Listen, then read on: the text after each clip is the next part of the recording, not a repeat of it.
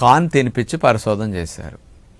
ఈ కార్న్ తినటం వల్ల ప్రేగుల క్యాన్సర్ కూడా 25% రాకుండా నివారిస్తున్నది. ఇతర దేశాల్లో మలంప్రేగ్ క్యాన్సర్ ఎక్కువ, ఇప్పుడు కూడా మన దేశంలో బాగా పెరిగింది ప్రేగుల క్యాన్సర్, కాన్స్టిపేషన్ ఎక్కువ రావటం వల్ల. ఈ ప్రేగుల క్యాన్సర్ని కూడా రాకుండా చేయటానికి కార్న్ ఉపయోగపడుతున్నదని నిరూపించారనమాట. అట్లాగే ఐబిఎస్ ఉన్నవారికి, మలం పేగుల్లో తిత్తులు వచ్చి పిలకల్లాగా వచ్చి మలం అట్లా నిల ఉన్న వారికి కూడా కార్న్ చాలా ఉపయోగమని తెలియజేశారనమాట. మనకి ముఖ్యంగా ఇమ్యూనిటీ ప్రేగుల్లో యాక్టివేట్ అయ్యి బాడీలో ఉన్న ఇమ్యూనిటీని కంట్రోల్ చేయటానికి మన శరీరంలో హెల్ప్ఫుల్ హార్మోన్స్, ముఖ్యంగా డోపమిన్, సెరటోనిన్, గాబా ఇట్లాంటి హార్మోన్స్ మనకి మెదడులో విడుదలవుతూ ఉంటాయి సంతోషంగా, ఆనందంగా ఉన్నప్పుడు.